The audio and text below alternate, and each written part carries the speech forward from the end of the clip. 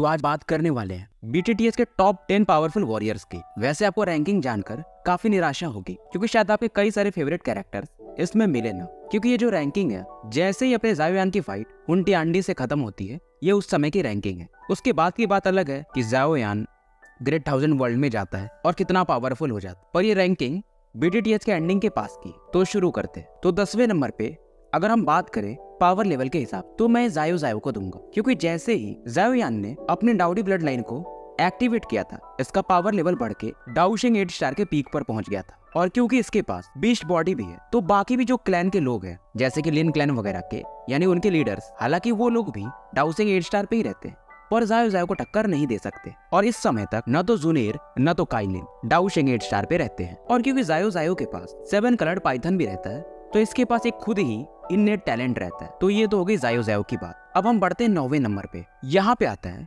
निहिलिटी डेवोरिंग flame, जो कि जितने भी हेवनली फ्लेम्स हैं उसमें इसकी रैंकिंग 2nd नंबर पे रहती है। और इसका भी पावर लेवल डाउशिंग 9 स्टार पे पहुंच चुका रहता है। और इसकी खास बात ये थी, ये किसी भी डायमेंशन को निगल सकता है, जो कि डाउशिंग द्वारा बनाई गई हो। 8वें नंबर पर गु युआन आते हैं। पावर लेवल के हिसाब से अगर बात की जाए तो ये हाफ स्टेप डाउडी पे होते हैं, यानी कि इनका सोल पावर उस लेवल पे पहुंच चुका रहता है पर बॉडी नहीं पहुंची रहती है, और की ओरिजिन की थी नहीं तो ये कब के डाउडी लेवल में एडवांस कर चुके होते। 7वें नंबर पर आते हैं ड्रैगन एम्परर जू कुन, जो कि अपने जिया के फादर रहते हैं। और क्योंकि इनकी फिजिकल बॉडी गु युआन से स्ट्रॉन्गर रहती है, इसलिए इनको मैंने ऊपर रखा है। 6वें नंबर पर आते हैं डेमन सेंट वांग क्वान। बहुत सारे लोग इन्हें जानते भी होंगे और बहुत सारे नहीं, पर जब फ्यूचर में ज़ाओ यान पाइथन क्लैन और बाकी बीस्ट क्लैन में जाता है तो वहां पर इसे एक टैबलेट मिलता है और इसे 2 सोल लेवल के पावर्स मिलते हैं, जैसे कि येलो डिवाइन फिंगर और येलो डिवाइन पाम।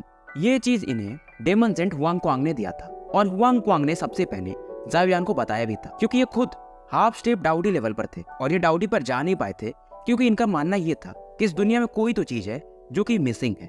और बाद में जियान को इसके बारे में पता चलता है कि वो था ओरिजिन की। 5वें नंबर की अगर हम बात करें तो यहाँ पर आते हैं डेमोनिक लोटस सेंट, जिनके पास की रैंक 3rd का हेवनली फ्लेम भी रहता है, और इनका भी पावर लेवल हाफ स्टेप डाउडी पे ही रहता है। हालांकि हमें इनके बारे में ज्यादा जानकारी नहीं मिलती है, पर इतना कहा जाता कि अगर कोई बंदा डाउडी के सबसे करीब तो वो यही थे, क्योंकि जो रैंक 3rd का होली फ्लेम है heavenly flame purifying demonic lotus flame, ये पावर लेवल के मामले में निहिलिटी फ्लेम से बिल्कुल भी कम नहीं था। खास करके इसका डिस्ट्रक्शन पावर वो तो निहिलिटी फ्लेम से भी कहीं ज्यादा था। इसी के वजह से डेमोनिक लोटस सेंट ज्यादा पावरफुल रहते हैं। 4थे नंबर की अगर बात की जाए तो यहाँ पर आते हैं एंसेस्टर ज़ाओ जुआन, जो कि पास्ट में ज़ाओ क्लैन के लीडर थे, और इनका भी पावर लेवल हाफ स्टेप डाउडी में रहता है। लेकिन खुद गु युआन हो या हुन टिआनडी ये मानते थे कि ज़ाओ जुआन इनसे कहीं ज्यादा टैलेंटेड थे, और प्लस इनके पास ऐसा भी पावर था कि ये 3 हेवनली फ्लेम्स को एक साथ अपने बॉडी में बिना किसी टेक्निक के सप्रेस करके रखे हुए थे। तो अब बारी आती है टॉप 3। हालांकि उससे पहले मैं कुछ और पावरफुल लोग हैं जिनके नाम एक बार लेना चाहूंगा। इसमें एक तो ली क्लैन के लीडर ली यिंग हो जाएंगे, जो कि डाउशिंग 8 स्टार के पीक के आसपास थे, और वही दूसरे यान जिंग, इनका भी पावर लेवल सेम ही था।